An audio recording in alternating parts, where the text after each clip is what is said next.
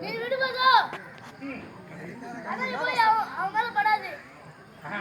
சிரத்துக்கு நேராக பிடிக்க வேண்டுமா? சிரசுக்கு நேராக பிடிக்க வேண்டும். அவன் மார்புக்கு நேராக பிடிக்க முடியாது. அவன் சிரசுக்கு நேராக பிடிக்கிறேன். சிரசுக்கு நேராக என் வார்த்தைக்காக பிடிக்க முடியாதா?